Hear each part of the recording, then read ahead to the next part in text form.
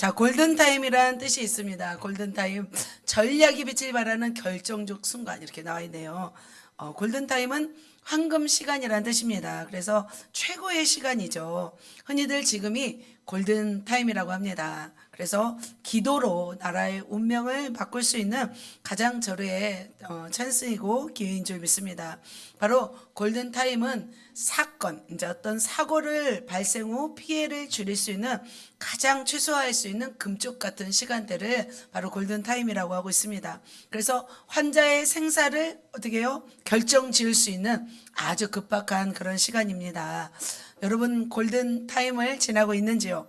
여러분의 인생 가운데 황금타임, 가장 황금 같은 골든타임은 언제인지요? 여러분 언제인가요? 네, 지금인 것 같습니다. 그래요, 지금인 것 같습니다. 우리는 우리에게 주어진 이 황금 타임, 골든 타임을 어떻게 보내느냐에 따라서 영원한 인생에 영향을 주는 점 있습니다. 오늘 본문에서 황금 타임, 바로 골든 타임을 맞이한 사람이 있습니다. 바로 누굴까요? 네, 다윗입니다. 다윗은 골든 타임을 맞이하였습니다. 불행 끝 행복이 되었습니다. 대망의 하나님 나라, 대망의 건국이 시작될 바로 골든타임을 맞이합니다. 왜냐하면 다윗이 도피 생활을 했습니다. 어디에서요? 광야에서 도피 생활을 13년 정도 지나 드디어 이제는 이스라엘의 초대 왕이 되는 그런 시간이 왔습니다. 바로 다윗에게 이런 골든타임이 주어졌는데 골든타임이 주어진 사건이 발생했습니다. 그 사건은 바로 어떤 사건이었냐면 사울 왕의 죽음이었습니다. 왜냐하면 왕의 자리를 차지해야 되는데 그 왕의 자리를 누가 차지하고 있다면 들어갈 수가 없잖아요. 바로 사울 왕이 죽게 되었습니다. 한 나라가 세워질 때 중요한 것은 뭐냐면 어떤 가치와 어떤 이념으로 세워졌느냐. 그래서 그 나라가 존속하느냐. 이것이 중요합니다. 좋은 가치를, 건전한 그런 비전을 가진 사람이 나라의 대표가 될 때, 나라의 리더가 될 때 그 나라의 기초는 굉장히 튼튼하고 안정적입니다. 오늘 본문에서 다윗을 통하여 나라가 건국됩니다.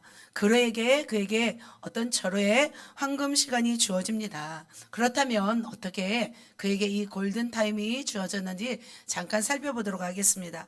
자, 지지난주에 말씀드렸죠. 다윗은 사무엘이 죽은 후에 어디로 내려갔어요? 바로 남단 끝 바란 광야로 갔습니다. 거기에서 누구를 만났어요? 아비가일을 만났습니다. 그리고 나서 올라와서 십광야에서 바로 사울을 죽일 수 있는 기회가 있었습니다.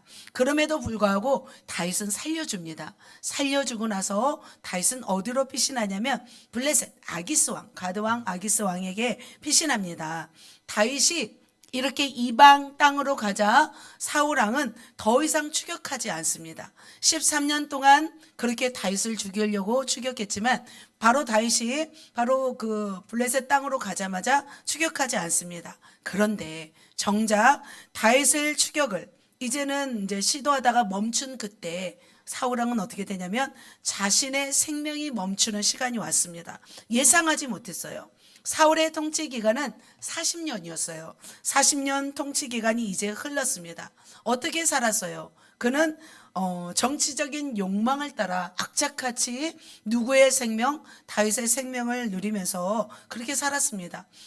더 이상 다윗에게 어떤 그 마음을 빼앗기고 싶지 않았습니다.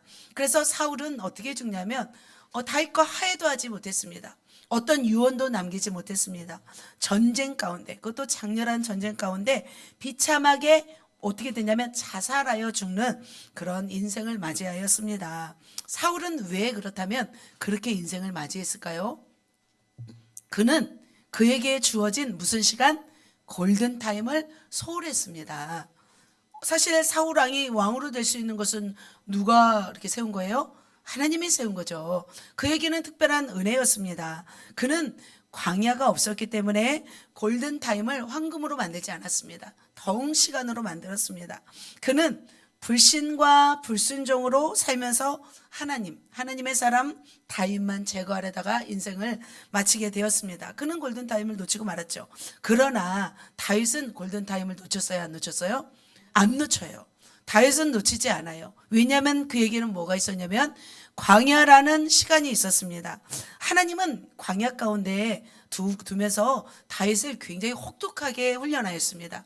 여러분 중에서 하나님의 종들로 리더로 세워진 분들 한 분도 혹독하게 훈련받지 않은 사람이 없죠. 다 모든 분들은 혹독하게 훈련받았습니다. 그 혹독한 훈련을 받았기 때문에 이제는 여러분에게 주어진 이 골든타임을 여러분도 소홀하지 않고 귀하게 좀 보내야 될 점 있습니다. 다윗은 탁월한 외면을 갖췄습니다. 그렇죠. 골리앗과 싸워서 이길 수 있을 만큼 탁월했습니다. 그러나 내면까지 갖추기 위해서 하나님은 광야를 통하여서 그를 강하게 훈련시키셨습니다. 그리고 사울이라는 강자를 통해서 그를 연단하였습니다. 그렇게 광야 훈련을 통하여 연단된 다윗에게 대망의 건국을 시작하는 골든타임이 주어졌습니다. 하나님의 뜻으로 세워야 되죠. 사울 왕은 인간의 뜻대로 세웠습니다. 인본주의 관점으로 세웠습니다. 공산주의로 세워져야죠.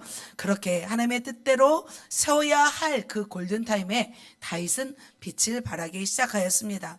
정금과 같은 내면으로 준비되었기 때문에 그는 그 시간들을 아름답게 장식하고 있습니다. 그렇다면 오늘 본문에서 과연 다윗에게 찾아온 건국 이스라엘, 결정적인 이 골든타임에 그는 어떠한 모습으로 그 맞이하고 있는지 오늘 보도록 하겠습니다. 그래서 그 골든타임에 건국이 되는 시점 가운데 다윗이 세 가지 일을 한 것을 볼 수 있습니다. 세 가지 일, 세 가지 관점으로 나라의 기초를 세우고 있습니다. 그래서 저와 여러분도 어떤 리더가 되고 어떤 사업장의 리더가 되고 사장이 되고 할 때 그 기초가 중요합니다. 그 기초를 오늘 이 다윗의 모습을 통하여 우리가 배워서 우리 교회 안에서도 아름다운 리더, 또 저도 마찬가지죠. 우리 교회를 정말 주님의 뜻대로 인도하는 리더 뿐만 아니라 나라와 민족을 위해서 기도할 때도 그런 리더가 되기 원합니다. 이 나라가 그러한 기초 가운데 그런 훌륭한 리더로서 또 우리 나라를 지도하기 원합니다 하면서 우리가 기도했으면 좋겠습니다. 그래서 여러분에게 주어진 이 황금 같은 시간을 정말 멋지게 장식하여서 영원한 시간 가운데 빛을 발하고 또 칭찬받는 그런 인생 되시기를 예수님의 이름으로 축복합니다. 아멘. 자, 대망의 건국 절호의 골든타임, 이 시간 가운데 대망의 건국이 시작되는 이 골든타임에 다윗이 했던 세 가지 모습입니다. 첫 번째는 무슨 모습일까요? 자, 우리가 계속해서 이제 빛의 열매, 선을 행함 계속 말씀하고 있습니다. 그래서 하나님의 어떤 좀 높은 경지에 이르러 가기까지는 어떤 우리 마음 가운데 준비되어야 할 모습인 것 같습니다. 무엇일까요? 바로 선을 행함입니다. 그렇다면 선을 누구에게 행하는가? 이것이 중요합니다. 우리에게는 바로 선을 누구에게 행하는가? 좋은 사람들만 행할까? 어떤 사람들에게 행할까? 자, 첫 번째 다윗이 선을 행했던 사람입니다. 누구일까요? 사울입니다. 사울 왕입니다. 전쟁 가운데 있었습니다. 전쟁 가운데 이제 다윗은 블레셋 가운데 이렇게 아말렉과의 전쟁이 있었고 또 이스라엘은 블레셋과의 전쟁이 있었습니다. 그런데 이 전쟁 가운데 어떤 사람이 찾아왔습니다. 군사가 전쟁 중에 도망을 하였고 엎드려 죽은 자가 많이 있습니다라고 하였습니다. 그러면서 사울과 요나단도 죽었습니다라고 말하였습니다. 그리고 이 사람은 다윗에게 왔을 때 사울이 칼에 엎드려져 죽음 가운데 있는데 너무 고통스러워서 사울의 마지막 숨을 거둘 수 있도록 자기가 도망하였다고 말하고 있습니다. 바로 이렇게 사울의 죽음을 알리는 사람이 찾아왔을 때 다윗에게는 이 사건이 어떤 사건이에요? 바로 불행 끝 행복 시작이었습니다. 이제 다윗도 망명 생활을 멈추는 시간이 왔습니다. 더 이상 도피 생활을 하지 않아도 될 그런 사건이었습니다. 그토록 자신을 올가매고 있는 쇠사슬에 묶인 죄인의 신부가 아니라 이제는 자유로운 몸이 될 수 있는 사건, 바로 사울왕의 죽음이었습니다. 그래서 그 사울왕의 죽음을 알리러 온 사람이 바로 사울의 유품을 가지고 왔습니다. 그 이야기를 듣자마자 사울은 어떻게 행동했냐면 바로 이렇게 행동하고 있습니다. 사무엘하 말씀입니다. 시작. 잡아찢음에 함께 있는 모든 사람도 그리하고 사울왕은 조금도 기뻐하지 않았습니다. 자기 옷을 찢고 함께 있는 사람도 같이 옷을 찢으면서 슬퍼하였습니다. 그 당시만 슬퍼하지 않았고 다윗은 하루 종일 슬퍼하였습니다. 슬퍼하며 울며 금식하였습니다. 기뻐하지 않았습니다. 사울은 다윗의 무엇이에요? 평생의 원수였습니다. 그럼에도 불구하고 그는 원수가 죽었음에도 불구하고 슬퍼하면서 자기 옷을 잡아 찢는 것을 볼 수 있습니다. 그러면서 다윗은 무엇을 하냐면 바로 조가를 만들어요. 슬픔의 노래를 만듭니다. 슬픔의 노래를 이렇게 사울왕이 죽었어요. 죽음 가운데 전쟁 가운데 죽었던 소식을 듣고 왔습니다. 그래서 다윗은 진심으로 슬퍼하였습니다. 다윗은 자기의 야망이 없었어요.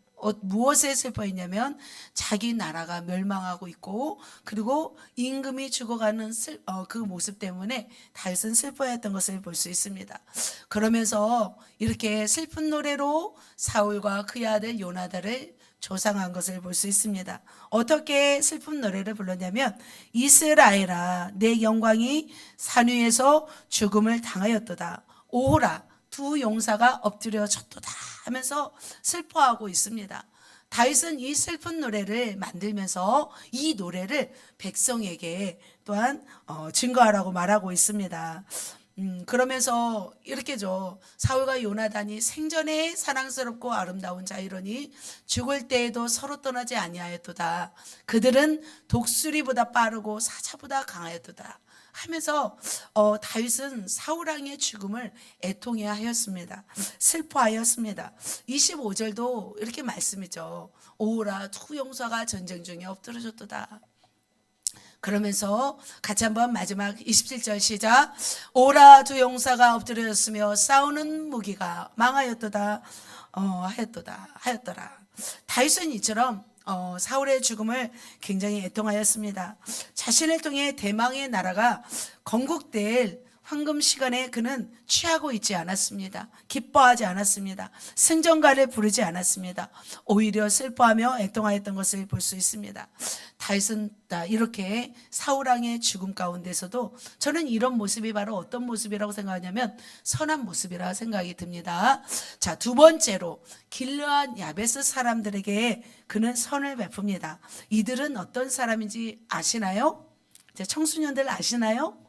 네. 길르앗 야베스 사람들. 자, 지도를 보면은 길르앗 야베스 요단강 건너편에 있는 사람들입니다. 어떤 사람이 다윗에게 나왔습니다. 자, 같이 읽습니다. 뭐라고 말해요? 시작. 사울을 장사한 사람은 길르앗 야베스 사람들입니다. 자, 사울이 죽었습니다. 그런데 사울이 죽자마자 사울을 장사한 사람들이 누구래요? 길르앗 야베스 사람들입니다라고 다윗에게 와서 전하고 있습니다.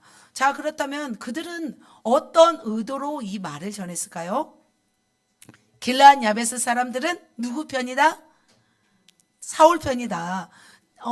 다윗 당신의 편이 아니라 사울 편입니다. 저들은 주의를 주어야 합니다. 라는 어떤 뜻도 들어가 있다는 거죠. 실제로 길르앗 야베스 사람들은 보면은 이 먼 거리에 요단강을 건너 있는 사람들이었습니다.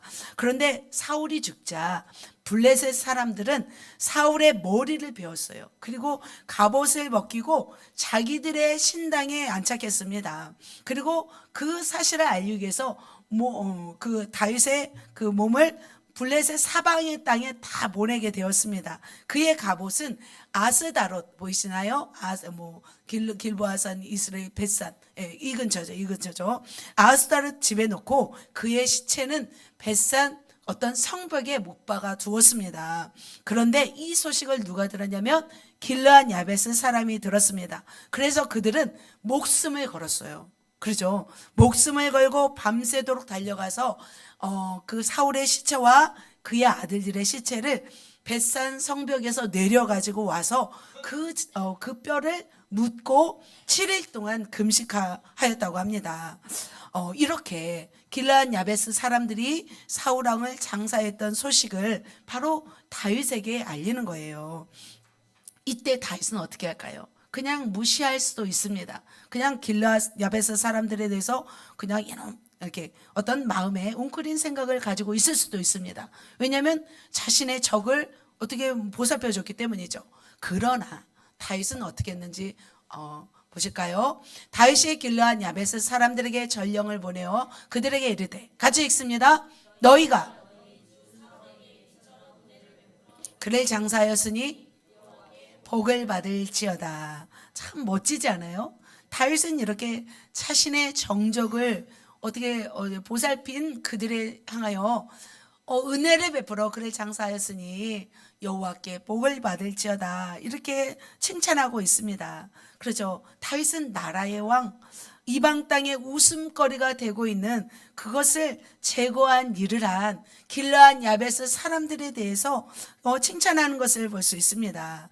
그렇지만 또 그들에게 말을 합니다. 그들에게 너의 주 사울은 죽었지만, 이제 2장 6절에 보면은 너의 주 사울은 죽었지만, 그러니까 그들의 주인이 사울이죠. 하지만 이제 내가 왕이 되었으니까 내가 너희를 더 붙잡아 주리라. 오히려 그렇게 멋지게 행진하는 것을 볼 수 있습니다. 다윗은 망설임이 없었습니다. 죽은 사울에 대해서, 자기의 원수의 어떤 죽음을 돌봐준 그 사람에 대해서 선한 마음을 가졌습니다. 자, 이렇게 다윗은 하나님의 마음으로 건국 준비를 하고 있는 것을 볼 수 있습니다. 자, 마지막 또 선을 베푼 사람이 있습니다. 누구예요? 무비보셋이 누구인지 아세요? 몰라요. 네. 다윗을 젊은 날에 사랑한 사람이 있었어요. 그 사람이 누구였냐면 바로 요나단이었습니다. 다윗과 요나단. 유명하잖아요. 다윗과 요나단은 여인의 사랑보다 정말 귀한 사랑을 했던 그런 어떤 우정의 사랑이었습니다. 그런데 자신을 젊은 날에 사랑해준 요나단 왕자님이죠. 그 왕자님과의 약속을 저버리지 않습니다. 사울왕 가문에 남아있는 사람에게 은총을 베풀리라 하면서 바로 요나단의 자녀에게 은총을 베풀기 시작합니다. 이렇게 말하죠. 다윗이 이르되 사울의 집에 아직도 남아있는 사람이 있느냐. 그 다음에요, 내가 요나단으로 말미암아 그 사람에게 은총을 베풀리라 하니라. 그러니까 의리가 있었어요. 다윗은 의리가 있는 사람이었습니다. 자신을 사랑해준 그 사랑에 대한 보답을 하는 그런 의리 있는 사람이었습니다. 그 사람 중에 누가 있었냐면 무비보셋이라는 사람이 있었습니다. 그 사람은 두 다리를 잃었어요. 전쟁 중에 이렇게 도망 나오면서 유모가 떨어뜨리는 바람에 두 다리를 절게 되었습니다. 두 다리를 저는 그런 연약한 자였습니다. 그런데 다윗은 바로 요나단과의 약속을 기억하고 선을 행하기 시작하였습니다. 두발 저는 이 무비보셋을 무엇으로 삼기를 원했냐면 양자로 삼습니다. 양자로 삼기 위해서 그를 데려옵니다. 로드발 암미엘의 아들 바로 마길의 집에서 바로 무비보셋을 데려옵니다. 그리고 데려올 뿐만 아니라 어떻게 하냐면 평생 그와 함께 합니다. 평생 어떻게 할까요? 사랑해 주기로 결정을 합니다. 그러면서 너는 쭉 보면은 맨 마지막 줄에 두 번째, 세 번째, 내 할아버지 사울의 모든 밭을 다 내게 도로 주겠고, 사울의 땅이 엄청 컸죠. 그 땅을 누구에게 준대요? 바로 무비보셋에게 준대요. 다윗은 욕심이 없었어요. 그러면 왕이 되었을지라도 아무것도 없을 거 아니에요. 그리고 너는 항상 내 상에서 떡을 먹을지니라. 그러니까 같은 상에서 밥을 먹겠다는 거죠. 자기의 자녀들이 많잖아요. 그 자녀들과 함께 밥을 먹겠다고 이렇게 말하는 것을 볼 수 있습니다. 어떻게 그렇게 할 수 있었을까요? 다윗은 어떻게 그렇게 할 수 있었을까요? 바로 요나단과의 약속을 저버리지 않고 선을 행하는 모습을 보게 됩니다. 자, 사랑하는 성도 여러분, 다윗의 선한 모습을 보셨는지요? 다윗은 이 대망의 건국 시점에서 그 황금 그 같은 시간을 기뻐하지 않았습니다. 바로 성군, 그런 선한 모습, 선군은 다윗, 그런 성군의 그런 선한 모습으로 행동합니다. 사울을 위하여 뭘 했어요? 조가를 불렀습니다. 길르앗 야베스 사람들을 칭찬하였습니다. 축복하였습니다. 그리고 무비보셋을 평생 보살펴주는 선을 행하는 것을 볼 수 있습니다. 하나님 보시기에 선한 왕이 바로 선한 나라를 이끌어 가게 됩니다. 가게 되는 법입니다. 대망의 건국 시점에서 바로 이렇게 선함을 흘려보내고 있습니다. 그렇다면 우리는 어떤 삶을 우리가 살아가야 될까요? 우리가 힘써야 할 일은 무엇일까요? 예수를 믿었으면 끝일까요? 예수를 믿었으면 이제 막 살아도 될까요? 아니죠. 예수를 이제 구세주와 주인으로 믿었다면 바로 우리는 빛의 열매 선을 행해야 될 줄 믿습니다. 악을 행하는 자가 되면 우리는 그 악으로 멸망하게 됩니다. 그러나 하나님은 말씀합니다. 선을 심는 자는 선한 열매를 거두고 악을 심는 자는 악의 열매를 거둔다고 말씀하고 있습니다.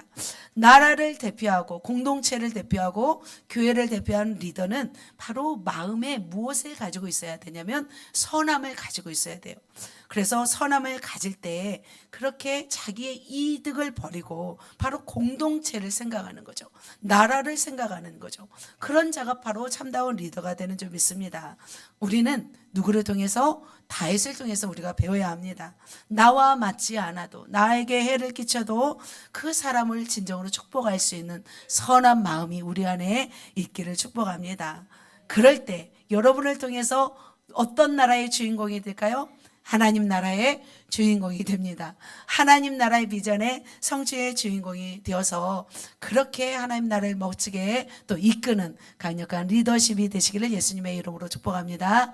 아멘. 옆 사람에게 선을 행합시다. 합시다. 아멘. 그래요. 우리가 선한 자가 됩시다. 자, 선한 행한 것으로 끝나지 않습니다. 대망의 건국 절의 골든타임에 다윗은 두 번째로 행한 것이 있습니다. 무엇을 행했어요? 의를 행했습니다. 다윗은 무조건 착하지만 않았죠. 다윗은 무조건 사랑하지만 않았어요. 무엇을 행했어요? 의로웠어요. 자신의 편이라고 하여서 불공정하고 그렇게 편벽되게 심판하지 않았습니다. 온전하신 하나님의 무엇을 행하였냐면 의를 행하였습니다. 그래서 리더십은 바로 의가 있어야 돼요. 의가 없으면 안 되죠. 그렇다면 누구에게 의를 행하였는지 보도록 하겠습니다. 누구에게? 사울을 죽인 아말렉인 세 사람에게 의를 행하였는데 첫 번째 사람은 사울을 죽인 아말렉 사람이었습니다. 사울 진영에서 한 사람이 왔습니다. 옷은 찢어졌고 머리에는 흙이 있었습니다. 그가 다윗에게 나와 엎드려 절하였습니다. 다윗은 이때 어디에 있었냐면 아말렉을 쳐 죽이고 시글락에서 이틀을 머물고 있었어요. 다윗도 자신의 가족들을 다 빼앗겼기 때문이죠. 그런데 이 사람은 옷이 찢어졌고 머리에는 흙이 있었습니다. 그러니까 뭔가 긴급한 상황이었던 거죠. 그는 다윗에게 나와 엎드려 말하고 있습니다. 바로 어떤 일이었냐면 사울이 아까 사진에서 보았던 것처럼 바로 그 자살해서 죽는 상황이었습니다. 그런데 이 아말렉인이 우연히 그 산에 갔는데 바로 사울 왕이 이렇게 하고 있는 모습을 보았습니다. 보니까 살 수가 없는 줄을 보았던 거죠. 그러니까 사울이 자신을 죽이라고 하였기 때문에 그는 서서 그를 죽이고 그 머리에 있는 왕관과 팔에 있는 고리를 벗겨서 가져왔습니다. 누구에게 가져왔다고 말하고 있어요? 내 주께로. 그러니까 한마디로 이 아말렉이는 누구에게 지금 잘 보이고 싶었던 거죠? 다윗에게. 그리고 바로 다윗은 자신의 주인이라고 고백하고 있습니다. 바로 이 아말렉 사람은 사울을 죽이고 너무나 기쁜 소식이었어요. 왜냐하면 다윗의 평생 원수였기 때문에 다윗에게는 이게 기쁜 소식이라고 생각했습니다. 그래서 단숨에 달려왔습니다. 사울이 죽은 소식을 너무나 기뻐하면서 달려왔습니다. 사실 사울은 어떤 왕이었어요? 굉장히 하나님의 이름으로, 여호와의 이름으로 맹세하였음에도 불구하고 정말 하나님의 말씀에 불순종했습니다. 불신했습니다. 선한 다윗을 죽이려고 할 뿐만 아니라 다윗만 죽이려고 하지 않았어요. 다윗을 옹호하는 모든 사람들을 죽였습니다. 그래서 85명의 제사장을 죽이잖아요. 그리고 다윗을 선대한 사람들을 협박하였습니다. 그렇게 악한 왕이었습니다. 이렇게 악한 사울 왕의 죽음을 다윗은 들었지만 다윗은 어떤 생각이 있었냐면 아무리 이렇게 악한 사울이라 할지라도 이 사울 왕은 누구에게 기름 부음 받은 왕이라고 생각했어요? 하나님의 기름 부음 받은 사람이기 때문에 그의 생명도 누가 관여해야 된다고 생각했냐면 하나님이 관여해야 된다고 생각하였습니다. 그래서 하나님이 간섭하지 않으면 그의 생명도 사람들이 해할 수 없는 존재라고 그는 생각하였습니다. 그래서 그는 어떻게 행동을 했냐면 바로 사울의 생명을 끊게 한 그를 이렇게 대하고 있습니다. 바로 청년 중 한 사람을 부릅니다. 그러면서 그를 어떻게 해요? 그를 죽이라 하매 그가 침에 곧 죽으니라. 다윗이 그에게 말하죠. 그 피가 내게로 돌아갈지어다 하면서 마지막 절에 읽겠습니다. 내가 여호와의 기름 부음 받은 자를 죽여노라 함이니라. 바로 기름 부음 받은 하나님의 사람을 죽인 것에 대해서는 가차가 없었습니다. 바로 사울의 왕의 마지막 숨을 끄는 이 아말렉인을 바로 다윗은 처단합니다. 사울의 남은 한 줄기 생명조차도 하나님이 간섭해야 된다고 그는 생각하였습니다. 사실 이 사람은 누구 편이었어요? 사실 사울 편이었어요? 다윗 편이었어요. 다윗 편이었음에도 불구하고 그는 어떻게 해요? 공을 세울지라도 하나님 보시기에 악을 행하였다고 그는 기뻐하지 않았습니다. 이처럼 다윗은 무엇을 행하는 사람이에요? 공의, 의를 행하는 사람이었습니다. 자신에게 찾아온 이 골든타임에 그는 자신의 뜻이 아닌 하나님의 의를 위한 행동을 합니다. 바로 이처럼 바로 건국 이스라엘은 하나님의 의로 시작되고 있습니다. 자, 두 번째, 누구를 향한 의를 행하냐면 바로 아브넬을 죽인 요압까지 쓰세요. 아브넬을 죽인 요압입니다. 아브넬은 누구인지 아세요? 여러분이 성경을 쭉 읽어도 그냥 지나가잖아요. 아브넬은 바로 사울 왕의 군사령관이에요. 막강한 군대 장관이었습니다. 그는 권세자였습니다. 사울을 왕되게 하는 사람이 누구였어요? 바로 아브넬이었습니다. 사울이 죽고 나서 사울의 집안과 다윗의 집 사이에는 전쟁이 일어났습니다. 근데 그 사이에 바로 아브넬이란 사람은 사울 집에서 굉장히 권세를 얻었습니다. 자, 말씀 다 보고 계시죠? 자, 말씀 안 보시는 분? 자, 말씀을 좀 들으면서 그래서 이제 능력이 나가니까 그래서 힘을 얻어야 될 줄 믿습니다. 이렇게 굉장히 강력한 사람이었습니다. 아브넬은 그런데 가만히 보니까 강력한 사람이기 때문에 또 하나님의 약속을 알았어요. 자, 사울의 왕 이스보셋을 지금 보살피고 있었습니다. 그러나 아브넬 편에서는 누구가 왕이 되는 것을 더 원했을까요? 다윗이 왕이 되는 것을 원했어요. 그래서 이제는 이스보셋이 더 이상 소망이 없음을 알았고 어떤 죄도 지어서요. 다윗을 두둔하면서 다윗의 편이 서게 되었습니다. 그러면서 다윗에게 무엇을 보내냐면 전령을 보냅니다. 그러면서 언약을 맺자고 합니다. 자, 전령들을 다윗에게 보내어 이르되 같이 읽습니다. 당신은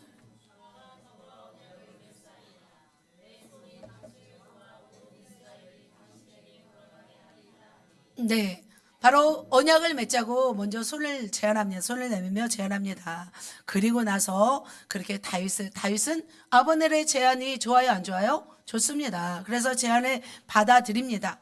그리고 나서 아브넬은 이스라엘 장로들에게 나아갑니다. 그러면서 바로 임금으로 세울 것을 말하고 있습니다. 여호와께서 이미 다윗에게 말하여 말씀하기를 내가 내 종 다윗의 손으로 내 백성 이스라엘을 구원하여 쭉 말하고 있습니다. 내 대적의 손에서 벗어나게 하리라 하였음이니라. 이 말씀을 바로 그 장로들에게 말하는 것을 볼 수 있습니다. 결국 이렇게 장로들의 뜻을 바로 다윗에게 나아가서 구하고 바로 어떻게 해요? 그리고 아브넬은 다윗을 만나러 옵니다. 그리고 바로 이제 다윗을 만나러 옵니다. 그리고 징검다리 역할을 바로 아브넬이 하고 있습니다. 이렇게 바로 온 이스라엘을 누구에게 주려고? 다윗에게 주려고 언약도 하고 이스라엘 백성들을 다 만나서 다 어떻게 보면은 쪼버리신 거죠. 그렇게 해서 다윗에게 와서 언약을 맺고 이제 돌아가게 되었습니다. 무사히 돌아가고 있었을 때 자, 요압 장군이 나타납니다. 요압은 그때 전쟁을 하고 돌아왔습니다.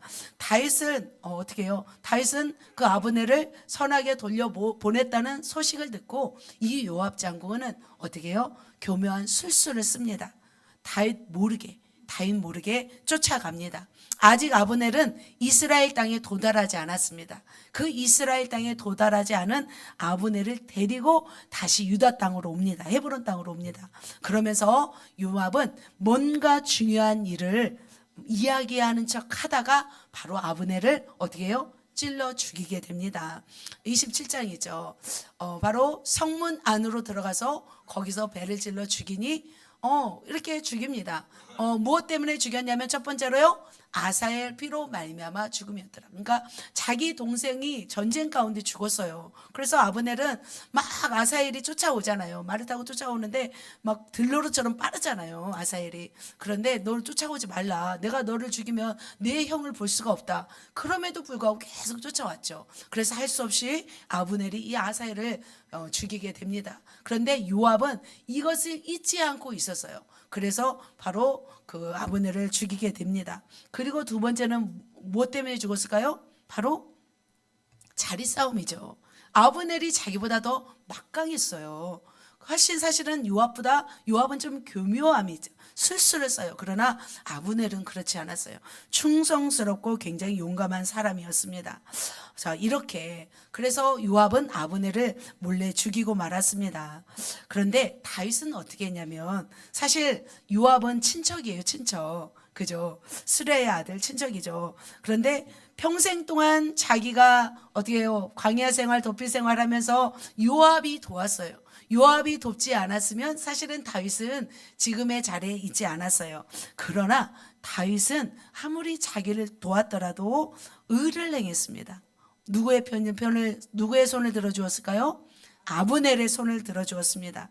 다윗은 온 나라가 칭찬하고 영향력 있는 그리고 충성스럽고 바른 아브넬을 높이 평가하였습니다. 굉장히 충성스러운 사람이었습니다. 그러면서 어떻게 하냐면 그의 죽음을 애도하기 시작합니다.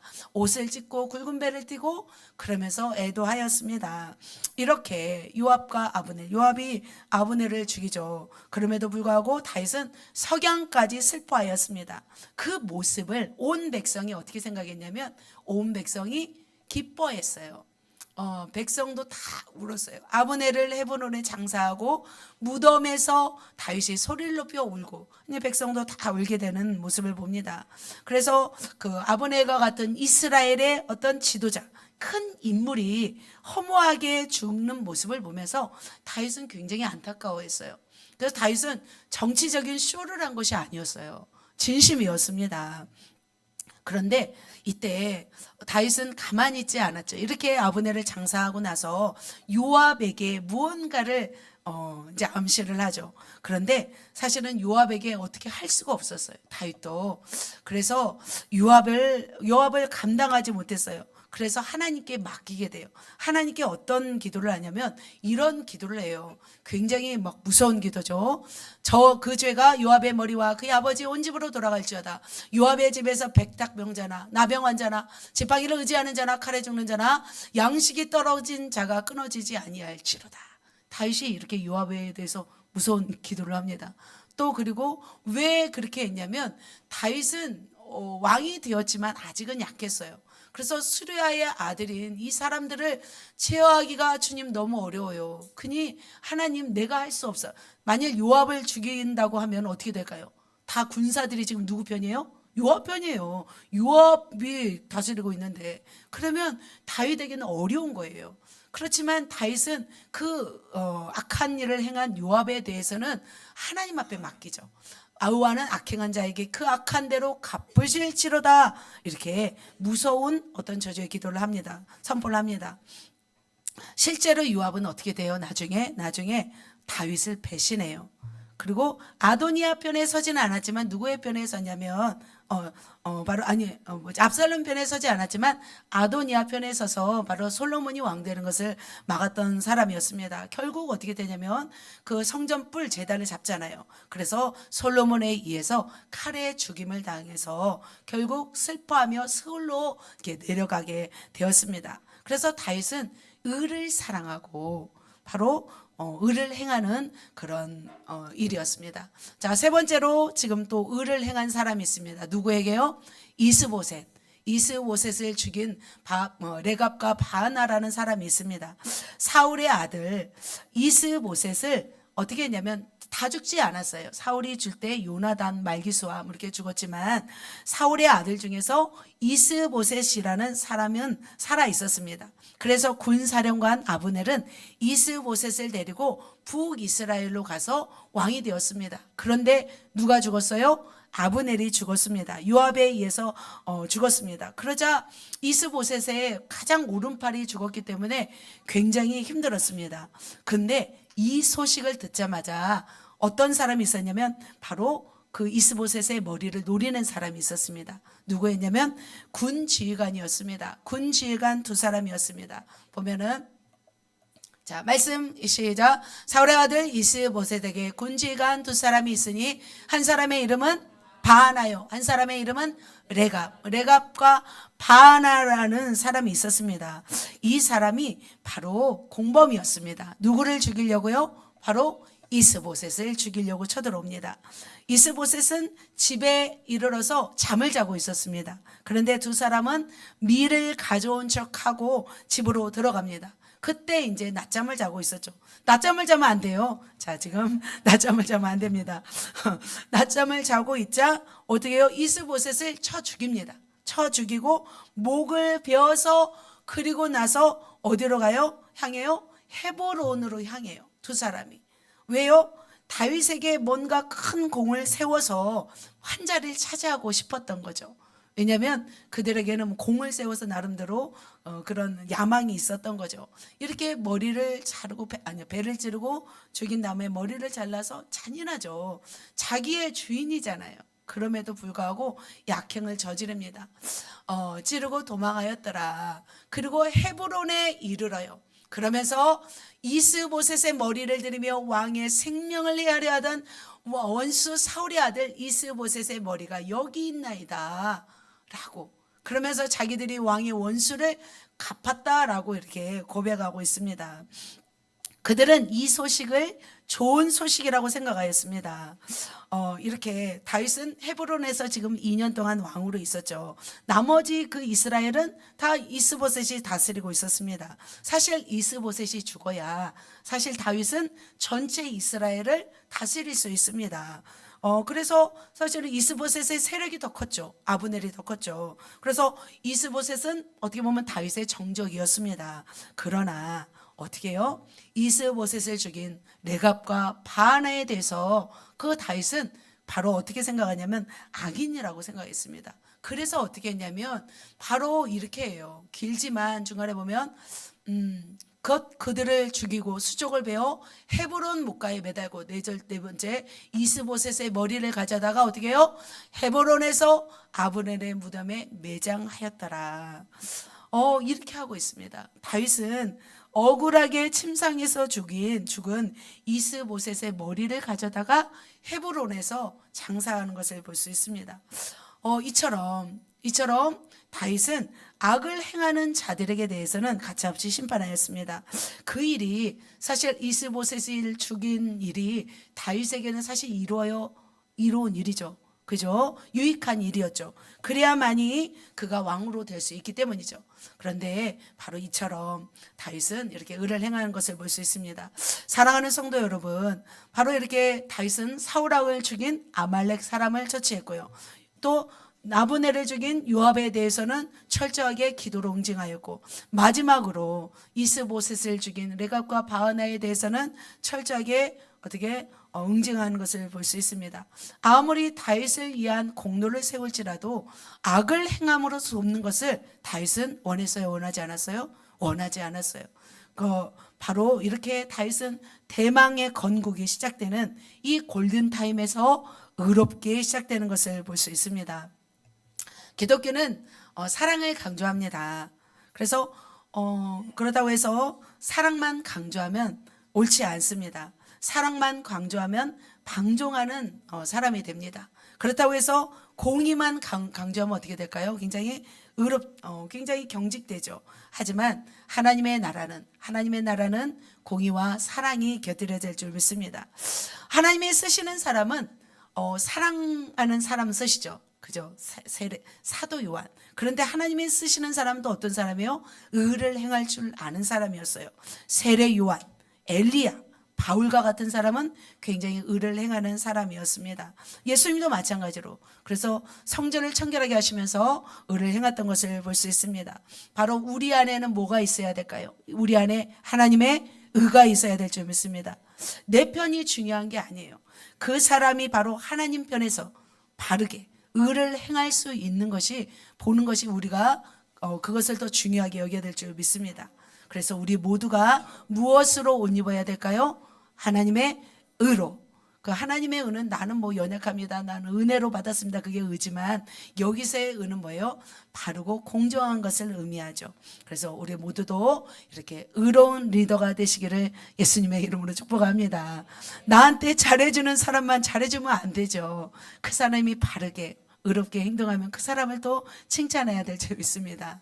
자, 세 번째로 마지막입니다. 대망의 건국 저루의 골든타임. 무엇을 기다림? 때를 기다림. 바로 때를 기다린다는 것은 하나님과 동행한다는 거죠. 그는 카이로스 시간을 아는 거죠. 옆에다가 정말 하나님과 동행, 카이로스를 아는 사람, 이렇게 쓰시면 좋겠습니다.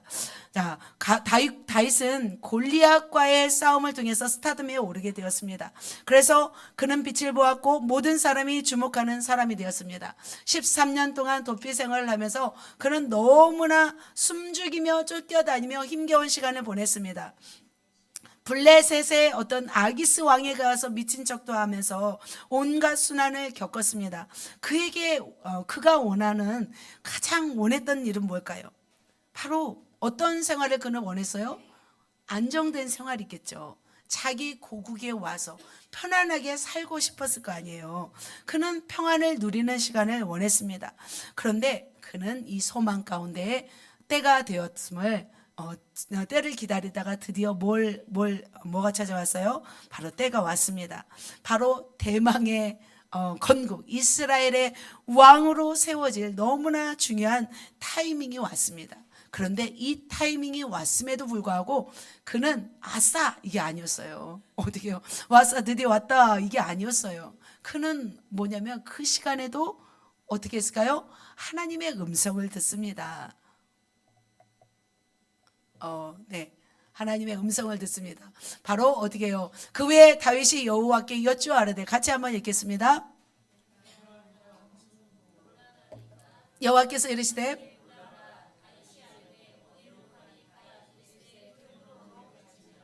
자, 뭐죠? 사울왕이 죽었어요. 그러면 이제 쳐들어와서 다 이제 제패하면 됩니다. 그럼에도 불구하고 그는 어디서 왕이 되냐면 헤브론에서 왕이 됩니다. 헤브론에서 7년 반 동안 왕이 됩니다. 주님이 어디로 가라고 하냐면 바로 헤브론으로 갈지어다 라고 말하고 있습니다. 시글락에 있었죠. 그래서 다윗은 두 아내 아히노함과 지지난주에 누구요? 아비가일을 데리고 바로 헤브론으로 올라갑니다. 뿐만 아니라 그의 추종자 몇 명? 600명을 데리고 다 이렇게 헤브론으로 가서 그는 이제 갑니다. 그러자 헤브론으로 가자마자 그가 왕이 된 것이 아니었어요. 어떻게 했냐면 사람들이 와서 다윗에게 기름을 부어 유다 족속의 왕으로 삼았더라. 이렇게 왕이 되었습니다. 드디어 다윗은 헤브론에서 왕이 되었습니다. 그런데 다윗은 여기서 만족했어요? 안 만족했어요? 아니에요. 만족했어요. 만족했어요. 우선 만족했어요. 왜냐하면 그 마음 가운데 전체 이스라엘을 왕이 되고 싶은 마음이 없었어요. 아직까지는. 그래서 이렇게 헤브론에서 왕이 되어서 다스리고 있었어요. 그때 이제 군사령관 아브넬은 이스보셋을 데리고 마하나임으로 가요. 그때 이제 나머지 북이스라엘은 이스라엘 왕이 돼요. 그래서 이스보셋은 40세에 왕이 오릅니다. 이렇게 나와 있죠. 자, 헤브론으로 왔습니다. 헤브론으로 왔죠. 여기는 뭐 다른 시대였죠. 뭐 지파 그때인데 헤브론이 중간에 있는 거 아시죠? 아낙 자손 기억하시죠? 자, 누구죠? 갈렙이 어떤 땅을 차지했어요? 헤브론 땅, 유다 땅, 헤브론 땅을 차지했죠. 바로 이 헤브론 땅이 바로 지금 유다 지파가 살고 있는 땅이었고 바로 다윗이 이곳에 왕이 되었습니다. 사울의 집안과 다윗의 집안에는 계속 전쟁이 있었습니다. 이때 다윗은 계속해서 강성하여졌고 사울 집안은 약하여지기 시작하였습니다. 그런데 사울의 아들 이스보셋이 아까 레갑과 바하나에 의해서 죽잖아요. 몇 년 후에 죽냐면 2년 후에 죽어요. 사울의 아들 이스보셋이 이스라엘 왕이 될 때 나이가 40세이며 어떻게 해요? 2해 동안 왕위에 있으리라. 유다 족속은 누구를 따라요? 다윗을 따라요. 자, 그러면 봐봐요. 이스보셋은 이스라엘 땅으로 가서 왕이 되었어요. 근데 몇 년 동안? 2년 동안.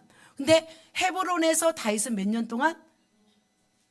7년 반 동안이잖아요. 그러면 그 사이가 몇 년 동안이 공백이 있어요? 거의 5년, 4년 반, 5년 동안이 공백이 있었던 거죠. 헤브론에서 7년 반 동안 왕이 있는 동안 그 5년 동안은 이스라엘에는 왕이 없었던 거죠. 그렇다면 다윗은 어떻게 해요? 다윗이 만일 야망이 있었더라면 쳐들어갔겠죠. 그리고 아브넬도 죽었잖아요. 레갑과 바하나도 죽었잖아요. 그러면 이스라엘 땅에는 군사령관도 없어요. 특별한 지도자가 없는 상태였어요. 그럼에도 불구하고 다윗은 이스라엘로 쳐들어가지 않습니다.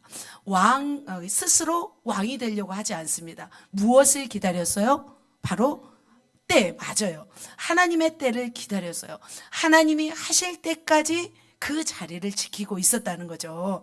그런데 바로 온 백성이 드디어 이제 7년 반이 되자 어떻게 할까요? 자, 같이 읽겠습니다. 시작. 이스라엘 모든 지파가 헤브론에 이르러 다윗에게 나와 말하여 가로되 보소서 우리는 왕의 고류이니이다. 드디어 나왔어요. 자기들도 이제 5년 동안 힘들었나 보죠. 이스라엘 족속도. 그래서 다윗에게 와서 우리의 왕이 되어 주소서 하면서 드디어 이제 왕이 되어 달라고 합니다. 그래서 언약을 맺고 다윗에게 기름을 부어 왕이 됩니다. 그래서 다윗은 30세에 왕이 되어서 40년 동안 그 이스라엘 다스립니다. 7년 반 동안은 헤브론에서 33년은 이스라엘 전 땅을 이렇게 다스리게 됩니다. 자, 이렇게 나이 40세에 이렇게 올라서 헤브론에서 7년 6개월을 다스렸고 예루살렘에서 33년 동안 온 이스라엘을 다스렸더라. 이렇게 말씀하고 있습니다. 다윗은 기다렸어요. 헤브론에서 왕의 기간들 동안에 또 하나님이 하실 때를 기다린 것을 믿습니다. 그래서 그렇게 쫓겨다녔던 훈련을 했음에도 불구하고 바로 골든타임에 있어서도 절대적으로 자기 때가 아니라 누구의 때? 하나님의 때를 기다리면서 하나님이 움직이게 하면은 움직이는 그런 하나님과 동행하는 그런 삶을 살았던 것을 볼 수 있습니다. 사랑하는 성도 여러분, 이처럼 다윗은 서두르지 않았습니다. 하나님이 세우실 때를 기다렸습니다. 사울이 죽은 후 그는 바로 온 이스라엘의 왕으로 등극할 수 있었지만 헤브론에서 왕이 되어서 기다리게 되었습니다. 그리고 나서 온 이스라엘 백성들이 찾아와서 우리 왕이 되어주세요 라고 말할 때 그는 바로 황금 타임에 하나님의 때를 따라 온 이스라엘의 왕이 된 것을 볼 수 있습니다. 그렇다면 우리는 어떻게 해야 될까요? 우리도 마찬가지로 누구의 때를 기다려야 될까요? 하나님의 때를 알고 우리는 기다려야 됩니다. 여러분의 때는 어땠으면 좋겠어요? 좀 더 빨랐으면 좋겠죠. 네, 서서히 믿어지는 거죠. 읽게 되면 좀 더 멋지고 싶고 우리 교회도 더 확장되고 싶고 우리의 사업도 막 더 번창하고 싶고 그죠? 하지만 우리는 때를 기다려야 됩니다. 내가 준비되지 않았는데 하나님이 많은 것을 주면 어떻게 돼요? 우리가 힘든 거죠. 감당할 수가 없는 거죠. 갑자기 막 말씀이 임했어요. 막 암송이 돼버려. 막 창세기부터 요한계시록까지. 어떤 분은 막 그렇게 되면은 얼마나 교만할까요? 안 그럴까요? 그죠? 이제 교회 나온 지 몇 년 안 됐는데 막 나는 말씀을 이렇게 하는데 당신은 10년 동안 다녔는데 뭐 하냐고 막 하면 안 되잖아요. 그래서 하나님은 절차적으로 순차적으로 이렇게 하는 것을 볼 수 있습니다. 그래서 하나님은 철저한 상황을 판단하시고 때를 따라서 맞게 인도하십니다. 제가 예전에 참 어떤 테스트를 많이 받았습니다. 왜냐하면 제가 보기보다 성격이 굉장히 급한 성격이에요. 말씀도 좀 빠르게 전하죠. 굉장히 빠르게 전합니다. 좀 느려터진 걸 저는 좀 싫어해서 좀 빠르게 전합니다. 저는 이렇게 원하는 일이 좀 안 되면 어떻게 하냐면 금식을 해요. 금식으로도 안 되면 철야를 해요. 철야도 안 되면 그것이 이루어질 때까지 제가 막 해야 직성이 풀리는 그런 성격의 제가 급한 소유자였습니다. 그래서 하나님의 때를 굉장히 저는 기다렸어요. 그래서 섬으로 가고 또 개척을 하고 그러면서 제가 얼마나 힘들었겠어요. 이 마음에 이 급한 성격에. 그래서 하나님이 많이 훈련하였습니다. 참 기다린다는 것은 너무 힘든다는 것은 알았어요. 그때 제가 마음이 상했어요. 너무 기다린 가운데. 근데 그때 주님이 이런 말씀하였습니다. 소망이 더디 이루어지면 그것이 마음을 상하게 하거니와. 그래서 야, 내 마음이 이렇게 상한 이유가 이 소망이 더디 이루어졌기 때문이구나. 그러면서 이제 저는 맡기는 연습을 하기 시작하였습니다. 다윗은 마찬가지로 이렇게 서두르지 않고 하나님의 때를 기다렸습니다. 여러분은 어떠신지요? 느긋하신지요? 정말 우리 양순이 권사님 같은 경우는 7년을 기도했대잖아요. 시어머니가 돌아올 때까지. 참 대단하십니다. 그렇게 여러분 때를 기다리시는지요? 우리는 맡기는 연습을 해야 될 줄 믿습니다. 사울은 서두르지 않고 하나님의 때를 기다렸습니다. 바로 그렇게 하나님의 때를 기다릴 수 있는 것은 무엇일까요? 바로 다윗은 누구와 동행했기 때문에 하나님과 동행했기 때문에 그 때를 기다린 줄 믿습니다. 우리는 끊임없이 내 뜻대로 내 힘대로 내 자아대로 꿈틀거리고 있지만 바로 온전한 성공은 뭘까요? 바로 기다림입니다. 그렇다고 해서 너무 기다리기만 하면서 막 느려 터지면 안 되고요. 어떻게 하나님 발에 맞추면서 빠를 때는 빠르고 느릴 때는 느리면서 우리가 가는 법을 알아야 될 줄 믿습니다. 말씀을 정리합니다. 대망의 건국 철의 골든타임. 다윗이 했던 일. 자, 첫 번째 선을 행함, 의를 행함, 때를 기다림. 하나님과 동행이죠. 다윗은 미끄러진 인간 나라가 아닌 정말 하나님 나라를 세우고 싶은 황금 타임에 중요한 발걸음을 내딛었습니다. 하나님의 나라는 바로 힘으로 능으로 되는 것이 아니라 여호와의 신으로 됩니다. 하나님의 뜻으로 말미암습니다. 그 뜻에 순종한 사람이 바로 다윗이었던 것을 볼 수 있습니다. 4월 12일 바로 이 나라를 다스리는 어떤 지도자를 선출할 때 우리는 어떤 사람을 선출해야 될까요? 바로 이런 사람을 선출해야 될 줄 믿습니다. 교회의 리더는 바로 선을 행하고 의를 행하고 하나님과 동행하면서 자기의 때를 기다릴 줄 아는, 아직 되지도 않았는데 왕이 되면 안 되잖아요. 아직 준비가 안 됐는데 리더로 세워지면 안 되잖아요. 그래서 이렇게 선한 가치, 의로움, 때를 기다리고 주님과 동행하는 리더가 되어야 될 줄 믿습니다. 그런 리더가 선출되도록 우리는 기도해야 될 줄 믿습니다. 그래서 마찬가지로 우리의 가정, 우리의 가정도, 우리의 어떤 교회도 어떻게 해야 될까요? 우리의 감정이 아닌, 우리의 지성이 아닌, 우리의 자존심이 아닌 바로 하나님의 뜻에 기초를 둔 그런 사람이 바로 하나님 나라의 주인공, 리더십이 돼야 됩니다. 그런 하나님의 사람 다 되시기를 예수님의 이름으로 축복합니다. 아멘. 우리 옆에 사람에게 골든타임에 승리합시다. 네, 또 축복하세요. 을을 행합시다. 선을 행합시다. 우리 기다립시다. 할렐루야. 이렇게 사랑하시는 모두가 되시기를 축복합니다.